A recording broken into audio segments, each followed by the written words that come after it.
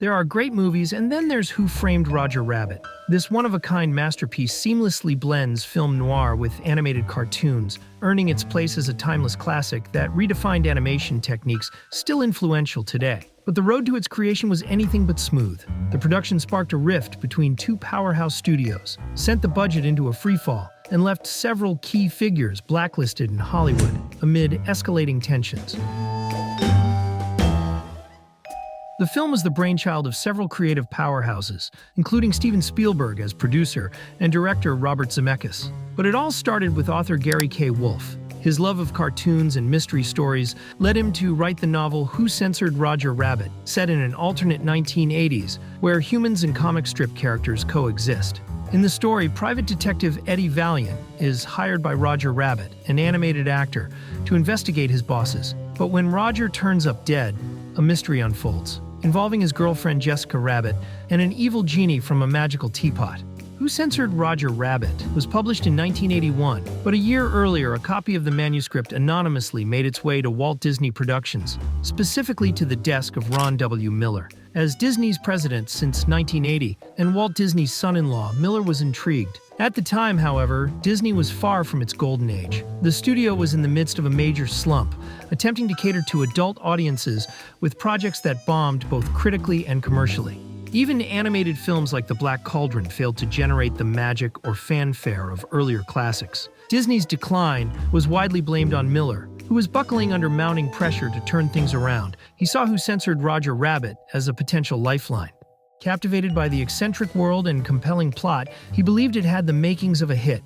Before moving forward, he shared the manuscript with Roy Disney, the company's vice president, and Walt's nephew, who was the studio's most respected figure. Roy agreed. The story had potential. With his approval, Miller purchased the film rights for $35,000, a modest investment, and greenlit an adaptation that he hoped would rescue Disney's reputation, along with his own. To ensure the film would stand out, Miller allocated a $12 million budget, a typical amount for the time, but felt the original title, Who Censored Roger Rabbit, sounded too niche, appealing only to adults. It was rebranded as Who Framed Roger Rabbit to broaden its appeal. Another critical change was to make Roger and the other characters animated cartoons. While Disney had previously mixed live-action and animation in films like Pete's Dragon, Who Framed Roger Rabbit aimed to push the boundaries further. Confident in the project, Miller brought in Daryl Van Citters, an animator who had worked on Pete's Dragon, to lead the creative effort. Van Citters was drawn to the concept, envisioning a serious detective story despite the animated elements. In 1983, the team conducted early tests with live actors portraying Eddie Valiant, alongside animated versions of Roger and Jessica Rabbit. Roger's voice was performed by Paul Reubens, who was already famous as Pee Wee Herman. Meanwhile, Miller hired screenwriters Jeffrey Price and Peter S. Seaman, known for their work on Disney's Trenchcoat. The pair made significant departures from Wolfe's novel. For instance, they removed the subplot involving a wish-granting genie and introduced famous cartoon characters to expand the story's world. However, they retained the core mystery and deepened the dynamic between Eddie and Roger. Even with a talented team in place, Miller needed the right director to bring the vision to life. He approached Robert Zemeckis, a rising talent who had directed I Want to Hold Your Hand and Used Cars. While neither film had been a hit, Miller admired Zemeckis' style and invited him to review Van Citter's work. Zemeckis liked the concept, but felt Disney wasn't investing enough resources into the project. He wanted a larger budget, more advanced technology, and a tone that balanced humor and intrigue. His vision clashed with Van Citter's, who wanted to keep the story darker and more grounded. Ultimately, Miller sided with Van Citter's, reasoning that Zemeckis' track record didn't warrant taking such risks. Zemeckis walked away, and the project proceeded without him. Tensions began to mount. Van Citter strongly disliked Price and Seaman's comedic script, believing it reduced Roger Rabbit to a slapstick character and undermined the story's seriousness. Miller supported Van Citter's, replacing the writers with Lowell Gans and Babaloo Mendel, who shifted the story's setting to World War II. However, their version failed to win over anyone. By now, doubts about the project were spreading within Disney. Executives were losing faith in Miller's leadership, especially as he struggled to find a director. A critical hurdle was securing the rights to include famous animated characters, a task Miller assigned to Roy Disney. Despite his reputation and familial ties, Roy couldn't convince rival studios to lend their characters. The pressure on Miller escalated further in May 1984, when he became embroiled in a financial scandal that tarnished Disney's image. It was the final straw. The company's board demanded his resignation. Furious, Miller lashed out, accusing them of betrayal. But even Roy Disney, his last ally, remained silent. With Miller gone, the project stalled. Van Citters and his team were reassigned to TV projects, and Roger Rabbit became a forgotten experiment. The character only surfaced as a cameo in Disney's 1987 Sport Goofy special, but beyond that, there was no sign of the film moving forward. By the mid-1980s, Who Framed Roger Rabbit seemed destined to remain a shelved idea. Disney was in shambles, plagued by the same misfortunes that had haunted it for over a decade. There was no room for ambitious or innovative projects, but from the studio's ashes, a spark of hope reignited. In September 1984, Michael Eisner took over as Disney's CEO. Fresh from his success as Paramount Pictures president, Eisner was a seasoned executive with a knack for creating hits. He appointed his trusted colleague Jeffrey Katzenberg to oversee Disney's film and animation divisions. Katzenberg, who later became synonymous with Disney's revival, produced masterpieces like The Little Mermaid, Aladdin, and Beauty and the Beast. But before earning that reputation, his first task was to review Disney's dormant projects. That's when he rediscovered Who Framed Roger Rabbit. Recognizing its potential, he committed to bringing it back to life. Eisner and Katzenberg knew Disney couldn't shoulder the financial risks alone.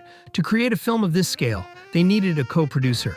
For a project as ambitious as Roger Rabbit, they turned to none other than Steven Spielberg. By the mid-1980s, Spielberg was Hollywood's golden boy, producing and directing box office juggernauts with an unmatched instinct for hits. Though Spielberg's schedule was packed, Katzenberg managed to catch his attention and showed him the existing Roger Rabbit material.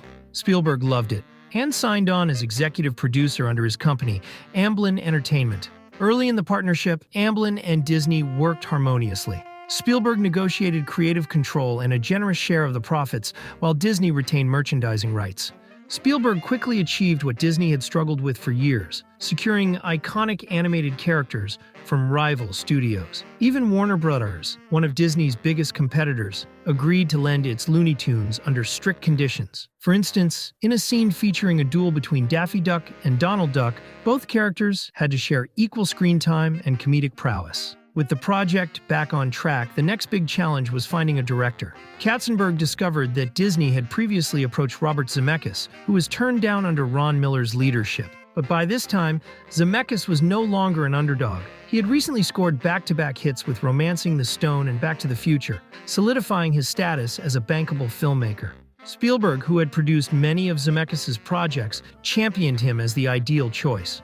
Katzenberg reached out, and this time, Zemeckis saw that the new leadership and Spielberg's involvement brought a more serious commitment to the film. He agreed to direct. With Zemeckis on board, the team needed a new animation director. Van Citters, who had spearheaded the earlier version, wanted to reclaim his position. However, the relationship between Zemeckis and Van Citters had soured during their prior collaboration, and Zemeckis doubted Disney's animators could deliver on the project's ambitious vision. Backed by Katzenberg and Spielberg, Zemeckis pushed for a fresh start, ultimately replacing Van Citters. Feeling betrayed, Van Citters left Disney shortly after. With Van Citters out, Who Framed Roger Rabbit needed a new animation director. As it happened, Spielberg had recently come across a reel making waves in Hollywood, a sequence from the long-gestating animated film The Thief and the Cobbler. The footage was dazzling, showcasing an artist with a singular talent for intricate and dynamic animation. That artist was Richard Williams. Williams was already a legend in the animation world, and his personal story is as fascinating as it is chaotic. While we'll cover part of it in this video, you can dive even deeper into his magnum opus, The Thief and the Cobbler, in a dedicated episode we've created. Known for his obsessive perfectionism, Williams was notoriously difficult to work with and perpetually missed deadlines. Many in the industry believed he suffered from an extreme form of artistic compulsiveness. Despite this, his abilities were undeniable, and Spielberg and Zemeckis were eager to secure his involvement. When approached, Williams didn't hold back. He admitted he hated Disney's corporate bureaucracy and preferred to work independently out of his London studio. However, Spielberg and Zemeckis dangled an irresistible offer: funding and connections to help Williams complete his passion project, The Thief and the Cobbler. Williams saw it as a necessary compromise and agreed to join the project, but only on his terms. He insisted that his team remain in London, forcing Disney and Amblin to relocate the animation production to England's Elstree Studios. In collaboration with Zemeckis, Williams reimagined Roger Rabbit and his world. Roger became an anti-hero, blending traits from beloved animated icons like Bugs Bunny, Mickey Mouse, Goofy, and Porky Pig. This design captured the essence of classic cartoons while giving Roger a personality all his own. With the creative team coming together, Zemeckis revisited the script to align it with his vision. He brought back Jeffrey Price and Peter S. Seaman, the original writers, and collaborated closely with them. Together, they decided to set the story in 1947, a pivotal year when animation transitioned from its golden age into a more modern era. This historical backdrop gave the film a distinct atmosphere, bridging nostalgia and innovation. A major addition to the story was Judge Doom, a villain intent on destroying Toontown to build a freeway.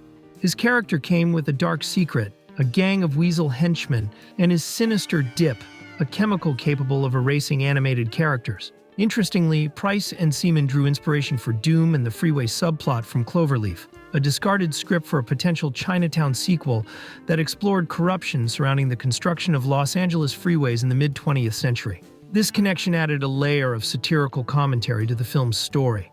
Despite the creative momentum, Zemeckis identified two significant challenges in blending animation with live action.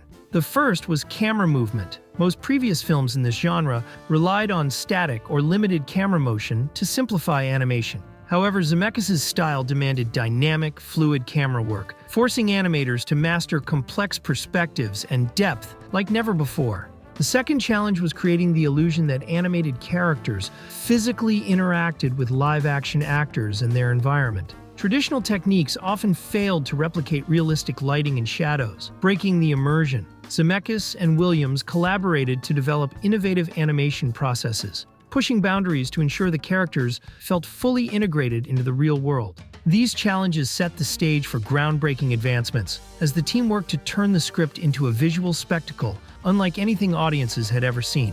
Together, they were determined to overcome these challenges, even if it meant rewriting the rules of animation.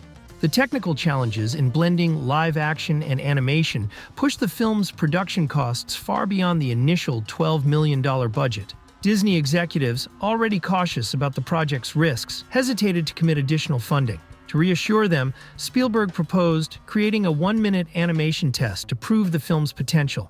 If the test impressed the executives, they would approve the increased budget. If not, the project would be scrapped.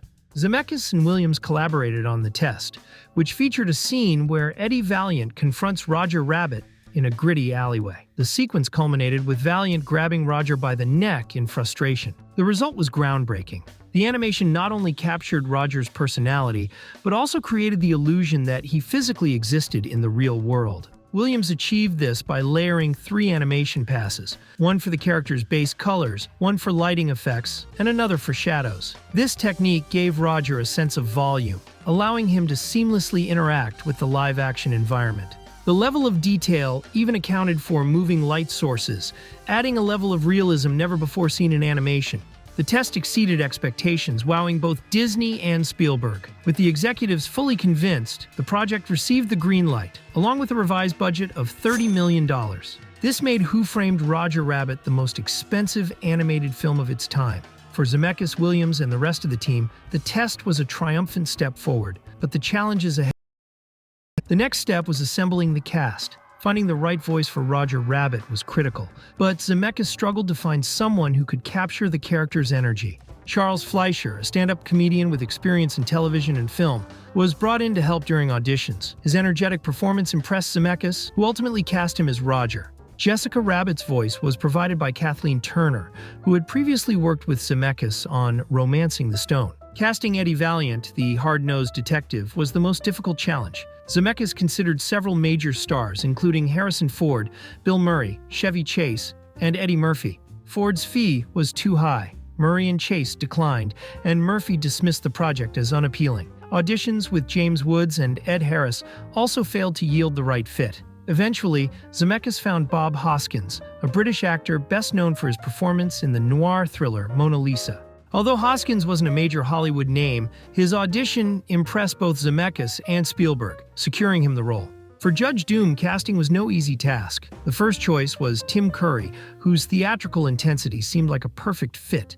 Curry was already known for playing eccentric and menacing characters, such as Frankenfurter in the Rocky Horror Picture Show. However, his audition was deemed too terrifying. If you've seen the final version of Judge Doom in the film, imagine how much scarier Curry's take must have been. This is the same actor who later brought us nightmares as Pennywise in It and darkness in Legend. On the opposite end of the spectrum was John Cleese, the Monty Python alum, whose audition came across as more comedic than intimidating.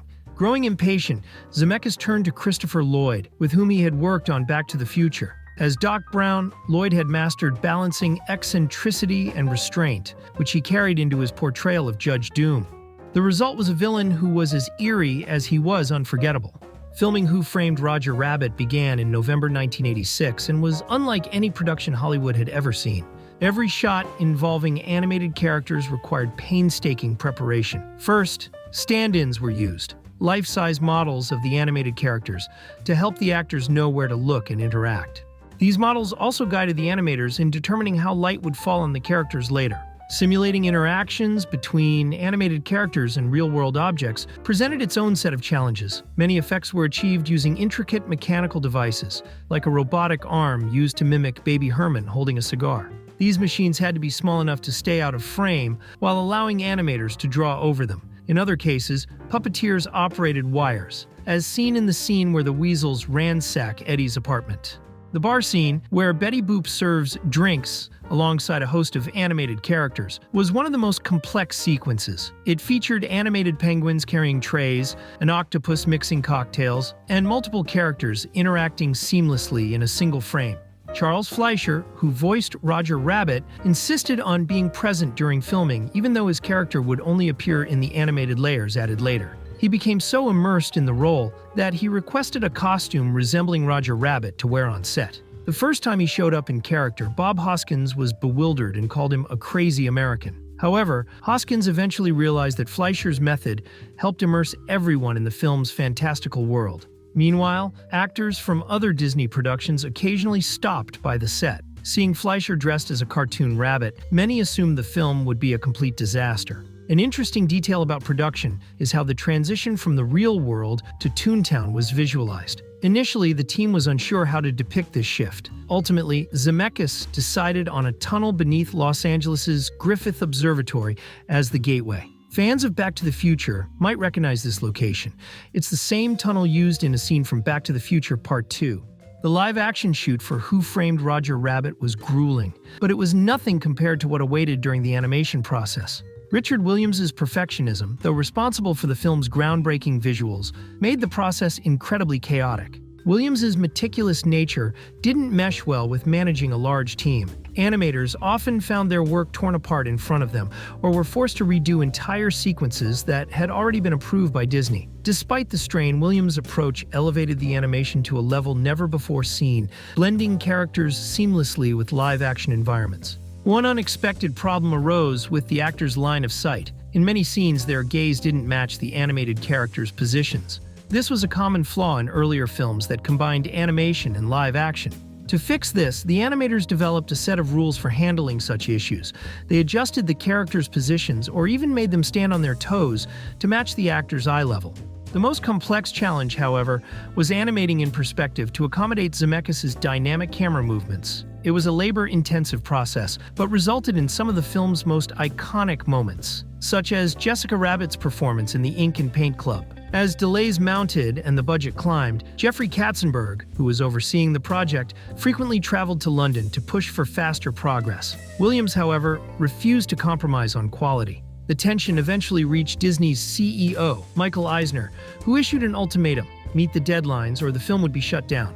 To address the mounting delays, Disney quietly established a secondary animation team in Los Angeles. This team handled several key scenes, including much of Toontown and Benny the Cab's thrilling chase sequence. When Williams discovered this parallel team, he was furious, even traveling to Los Angeles to berate the animators. The resulting discord nearly led to legal disputes. But Disney downplayed the Los Angeles team's contributions by crediting them only as additional animators in the film's credits. In protest, these animators hid their names in Toontown's backgrounds as Easter eggs. Despite the chaos and conflicts, the animation team's hard work paid off, delivering visuals that redefined the art form and contributed to the film's lasting legacy. With the animation nearly complete, Zemeckis moved into post-production, collaborating with his go-to composer Alan Silvestri to craft the film's score. Once everything was assembled, the first cut of Who Framed Roger Rabbit was ready for test screenings. Spielberg and Disney executives were cautiously optimistic, but their confidence was quickly shaken. Test audiences hated the unfinished film. Many viewers didn't understand what they were watching, largely because the effects weren't fully polished. The early cut had incomplete animation, making it hard for audiences to suspend disbelief. The majority of viewers left the theater before the screening even finished. The disastrous response alarmed Disney's executives, who were already nervous about the film's escalating budget, which had climbed to a record-breaking $70 million. Jeffrey Katzenberg, in particular, felt the pressure. Having only recently joined Disney, he worried the film's failure could end his Hollywood career before it truly began. "I feel like I'm dying inside," he reportedly told Zemeckis. "This might be the end of me." The only person who remained confident was Spielberg. He urged the team to stay the course, but Disney wasn't as optimistic. Concerned about how the film would be received, the company reduced the marketing budget to just $12 million. They also decided not to release it under the Disney brand, opting instead to distribute it through Touchstone Pictures, a division focused on more adult-oriented films. Despite doubts and fears, Who Framed Roger Rabbit premiered on June 22, 1988, and immediately silenced its skeptics. Audiences were mesmerized by Roger Rabbit, his vibrant universe, and the seamless interaction between classic animated characters. The film became a box office sensation, earning $351 million worldwide. Critics also showered praise on the movie, celebrating Zemeckis' visionary direction and Williams' groundbreaking animation. The success of Who Framed Roger Rabbit ushered in a golden era for its creators. Spielberg cemented his status as Hollywood's golden touch. Zemeckis became one of the industry's leading directors. Hoskins earned more prominent roles in Hollywood. Williams took home 2 Academy Awards, one for Best Visual Effects and another for his groundbreaking animation. Katzenberg continued to lead Disney's film division, launching what is now known as the Disney Renaissance with The Little Mermaid. Gary K. Wolfe, the author of the original novel, wrote additional Roger Rabbit stories, treating the film as canon. Roger himself became a star of 3 animated shorts inspired by the movie's opening sequence, with Baby Herman as his sidekick. Fleischer reprised his role as Roger's voice in each short. After its grueling production, Who Framed Roger Rabbit appeared to have earned the happy ending it deserved. Or did it? Despite its commercial success, the film left behind one of Hollywood's most tumultuous legacies, filled with feuds, firings, revenge, and multi-million-dollar lawsuits. Richard Williams couldn't enjoy the film's success for long. Jeffrey Katzenberg invited him to work on Beauty and the Beast, but Williams had already been blacklisted in Hollywood due to his obsessive perfectionism and constant delays. In the 1990s, his struggles continued with The Thief and the Cobbler, a passion project he had been working on for decades. Warner Brothers, frustrated by the constant delays, fired him and took over the film, stripping him of the project that had defined his career. The story of The Thief and the Cobbler is a tragedy in its own right, one we've covered in depth in another video. The troubles didn't stop there. Spielberg's company, Amblin Entertainment, grew increasingly unhappy with Disney after Who Framed Roger Rabbit. Both companies shared ownership of the film and its characters, but frequent disputes over their use, particularly in Disney theme parks, escalated into legal battles. Rather than resolving the conflicts, Disney decided to cancel most projects related to Roger Rabbit. This included theme park attractions, merchandise, and plans for a sequel. One proposed prequel set in 1941 would have followed Roger's search for his parents and his arrival in Hollywood. However, Spielberg rejected the project due to scenes depicting Nazis in a comedic light. Another sequel idea, featuring digitally animated characters, was scrapped because of its estimated $100 million budget. Ultimately, Roger Rabbit's legacy faded, a shadow of its original success. The fallout didn't end there. Katzenberg's tenure at Disney soured due to his ongoing clashes with CEO Michael Eisner. Feeling undervalued and betrayed, Katzenberg left the company, vowing revenge. He co-founded DreamWorks with Spielberg and David Geffen, creating a studio that would rival Disney's dominance. DreamWorks' Shrek, in particular, served as a direct jab at Disney, poking fun at its legacy and leadership. Who Framed Roger Rabbit reflects the challenges of creating an original film in Hollywood. The brilliance behind the scenes was matched only by the conflicts, chaos, and bittersweet ending. Yet, despite it all, it was worth it to deliver one of the greatest films in cinematic history. Brutal clashes, power plays, sudden deaths, and insatiable beasts. This sums up not only the epic film Gladiator, but also its chaotic behind-the-scenes